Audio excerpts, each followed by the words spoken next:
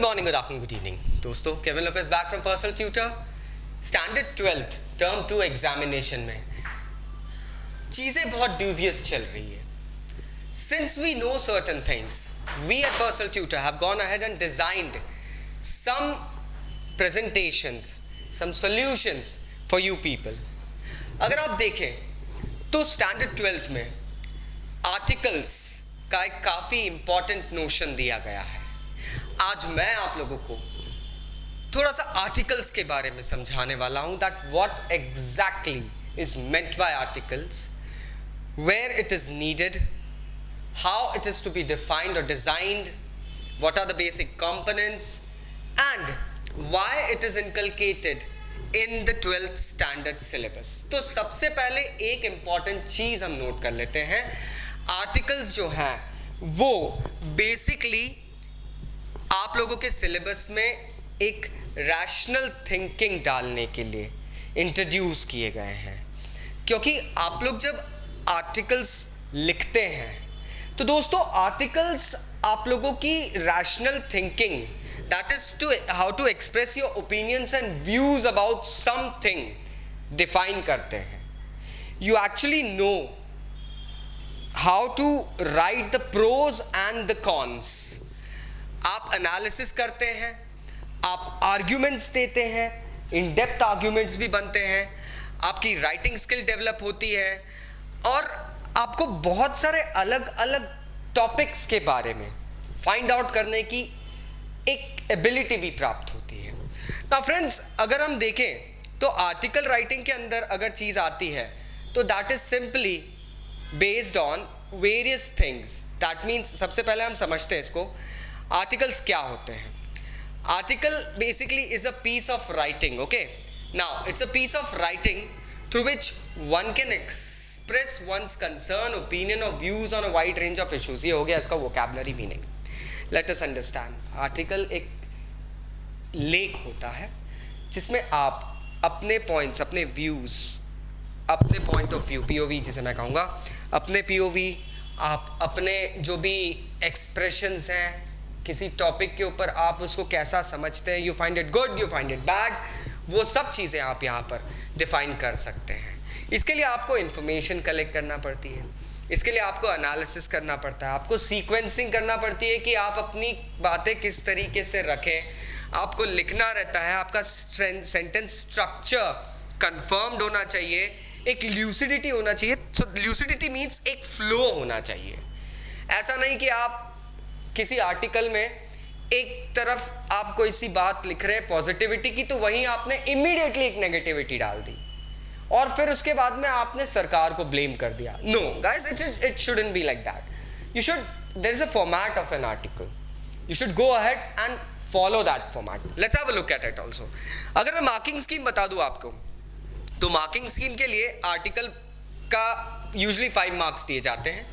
Format होता है, context होता है, एक्सप्रेशन होता है. फॉर्मेट के लिए आपको 1 मार्क, कंटेक्स्ट के कंटेंट के लिए आपको 2 मार्क्स और एक्सप्रेशन के लिए आपको 2 मार्क्स दिए जाते हैं. इसको CBSE अभी 3 और 4 मार्क्स भी कर रहा है, बिकॉज दे नो दैट बहुत अच्छे टाइम से हमारे पास अभी एजुकेशन सिस्टम में चेंजेस आए हैं. क्यों आए हैं ये भी हमें पता है दोस्तों. I wouldn't be going into that thing, but yes, if CBSE changes it, you can get articles based on 3 marks, 4 marks format.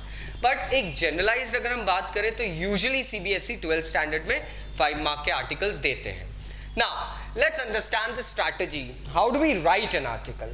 अगर हम देखें तो एक लेआउट देख लेते हैं इसका. सबसे पहले हेडिंग होती है दोस्तों. हेडिंग में आर्टिकल किसने लिखा है, एक तो हेडिंग रहेगी, मतलब हेडिंग मतलब टॉपिक. आर्टिकल किसने लिखा है, ये बायलाइन होती है, मतलब जो नेम होगा. ओपनिंग नोट होना चाहिए, कुछ कॉजेस और इम्पैक्टफुल चीज़ें होनी चाहिए जिस आपने जो टॉपिक लिखा है उससे रिलेटेड. कुछ सॉल्यूशंस होना चाहिए कि भैया ये क्यों हो रहा है, अगर कुछ प्रॉब्लमैटिक सिचुएशन है तो उसके कॉजेस क्या हैं और फिर उसके सॉल्यूशंस हैं. खुद के सिग्नेचर्स करने की ज़रूरत नहीं है दोस्तों, क्योंकि डेट और सिग्नेचर आर्टिकल में उतना डिफाइन नहीं करने पड़ते हैं. नेक्स्ट अगर मैं बात करूँ तो इसको इस तरीके से समझते हैं. हेडिंग आपको पता है, टॉपिक, नेम आपका आ सकता है. When you are opening some article, अगर हम देखते हैं तो आर्टिकल की बिगिनिंग जो होती है, एक ओपनिंग नोट होता है, it should be given as an interesting one, एक कैची लाइन होना चाहिए दोस्तों. कभी आपने न्यूज़पेपर पढ़ा? It's exactly like that. When you go through a news story, friends, what happens is, when you go through a news story, you actually go ahead and get stuck to the headline. Headline पढ़ के ही आप उस news story को आगे continue करना चाहते हैं. If the headline is not interesting, guys, you're not interested in listening or hearing anything or reading even the article. So it should be interesting. The introduction should be having, it should have a good beginning so that the people are involved in it. There should be regular paragraph breaks, कुछ causes वगैरह होनी चाहिए. फिर वो क्यों हुई है, मतलब अगर कुछ इवेंट है तो क्यों हुआ है, और वो हुआ है तो उसके consequences क्या हैं, वो सब चीज़ें होनी चाहिए. If you have some statistical data, it should also be mentioned over there. Then comes your suggestions or your instructions that how, or solutions how you could go ahead and avoid it. Government, अगर आप चाहते हैं कि government या कोई authoritative narration यहाँ दिया जाए तो आप अथॉरिटेटिव नरेशन दे सकते हैं कि these are the things that somehow could have avoided something.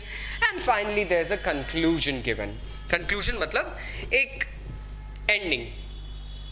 But remember one thing, the whole content must be coherent. Coherent मतलब आपस में सब जुड़ा होना चाहिए. It shouldn't be looking London talking Tokyo दोस्तों. अगर हम बात करें तो हेडिंग जो होनी चाहिए वो कैची होनी चाहिए दोस्तों, but it should not be more than 5 to 6 words. आप पूरा पैराग्राफ नहीं लिख रहे भैया, एक क्रक्स होता है. It should be having a relevance with what you are going to write. And दूसरी बात ये भी है कि एग्जाम पॉइंट ऑफ व्यू से आपको इतना टाइम सोचने के लिए भी नहीं लगाना चाहिए कि मैं किसी आर्टिकल का हेडिंग इतनी लॉन्ग दूं. What you need to do is, you need to go ahead and think about a catchy phrase or something and just write it on. Remember, आप exam point of view से समझ रहे हैं.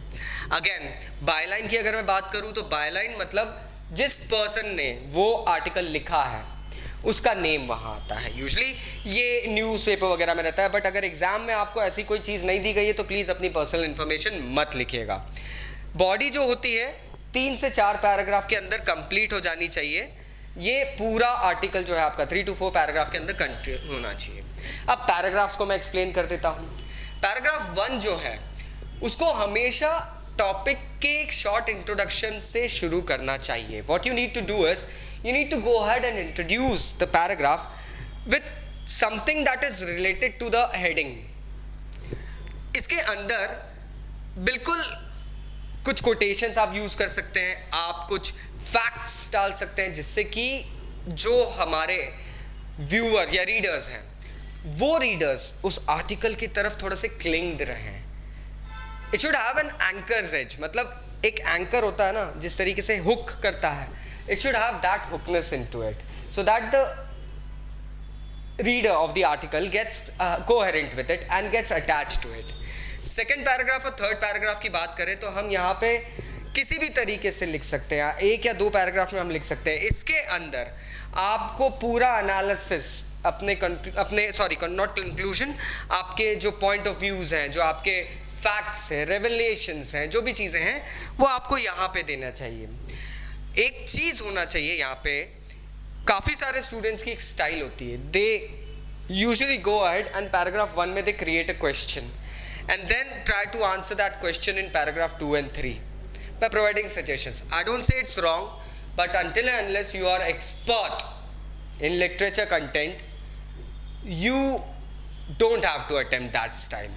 But if you think you have practiced a lot, then I would suggest you openly, because there are many toppers, students of ours, who have gone ahead and perfected this art. But a lot of times when we go ahead and find them studying, तब ये थोड़ा सा मुश्किल और गड़बड़ लगता है क्योंकि आप इंक्विजिटिव होने लग जाते हो और आप फिर जजमेंटल हो जाते हो. Remember, articles are not suppose to be judgmental. आप अपना वर्डिक्ट नहीं दे रहे हो, आप जज नहीं हो वहाँ पे, आप बता रहे हो, आप वहाँ पे बोल रहे हो कि किस तरीके से चीज़ें सॉल्व भी की जा सकती है. So please remember all this thing. अगर हम देखें तो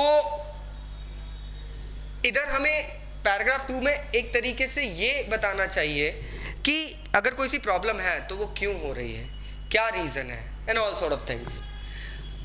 अगर हम देखें तो आर्टिकल के अंदर हम कोई सा करंट सिनेरियो डाल सकते हैं, अभी के जो हालात हैं वो सब चीज़ें रख सकते हैं. कुछ अभी चल रहा है, कुछ कॉजेज एंड इफेक्ट्स बता सकते हैं रिलेशनशिप्स के, किस तरीके से कॉज एंड इफेक्ट चल रहे हैं। पैराग्राफ 4 फाइनली जो होता है दोस्तों, that is conclusion. Conclusion is very important when you form an article or when you write an article. Why? Because देखिए ये एक generalized truth है, historical fact है, you need to end something that you have started. जिसे अगर मैं और firm language में कहूँ तो you have to clean your shed. It often happens, guys. So when you are writing an article, specifically becoming a 12th standard student, appearing for boards, आपने article बहुत specific दिया, बहुत एनोनेटिव दिया है, आपने बहुत सारे उसके अंदर कोनोनेशंस, कोटेशंस यूज़ करे हैं, तो आपका कंक्लूजन भी उतना ही स्पेसिफिक और डिवाइन होना चाहिए दोस्तों। अगर ये बात नहीं होगी सो थिंग्स रियली में गो ईरी। एक तरीके से लगता है हेस्टनेस आ गई है आर्टिकल खत्म करने की, एग्जाम का टाइम भी तो देखना पड़ता है, but still you have to keep calm, you have to mention the steps that can be taken for that problem, that if you have given any problem or something like that, you have to go ahead and provide some predictions well in advance or to conclude, so that you know your article remains well articulated, it remains firm, it has got a good body and all sort of thing. Even the examiner should know, you know, कि क्या student ने लिखा है, उसकी क्या strategy उसने built up करी है, उसका literary level कितना high है। So नेसेसिटी अगर मैं बताऊं आपको आर्टिकल्स के बारे में, तो सबसे पहले you need to collect information, you need to have information while. अब ये collection of information within आपको मिनट्स करना रहता है एग्जामिनेशन के अंदर दोस्तों।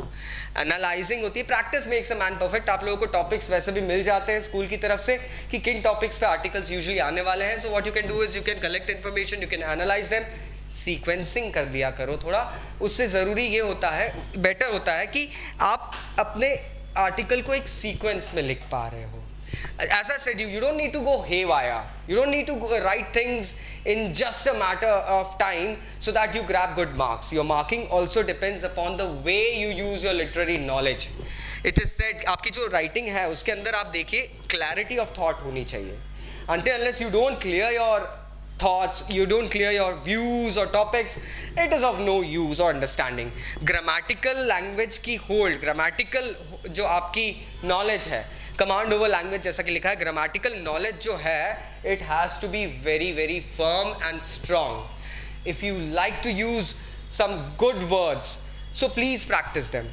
I've seen many of times students going haywire when they come to the knowledge of words. Big की जगह huge, gigantic, humongous, ये कुछ words हैं जिनको हम कह सकते हैं synonyms. तो प्लीज़ अगर अपनी vocabulary strong करना है, synonyms, sentence structuring, use of articles, determiners and all things are very very important.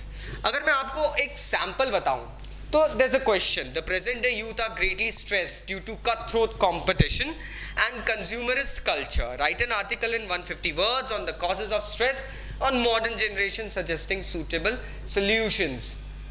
Suit हो रहा है, कहीं मैच हो रहा है हमारे ऊपर, 2 साल बाद एग्जाम देना पड़ रही है, सही बात भी है, होता है। Now what's happening over here दोस्तों, आप देखिए किस तरीके से एक टॉपिक दिया गया है, how you can relate it to ones. While writing an article, I always ask my students to go ahead and have a firm belief in themselves. Think about yourself, think about the things, and then finally jot down the pen and paper. Because once you start writing it, it may not change. Once you make a heading, it may not change. You just can't go ahead and scribble it out of the paper. So I hope अब आपको काफ़ी हद तक term 2 में article writing के topic के बारे में नॉलेज मिली होगी। फिर भी if you have any doubts तो नीचे आप सजेशन बॉक्स और कमेंट बॉक्स के अंदर हमें सजेस्ट कर सकते हैं if there are any changes to be done, or if you have any questions you can go ahead and comment below. I'll always try to go ahead and reply back. Thank you for attending this session. This is Kevin Lopez. Take care. Bye bye.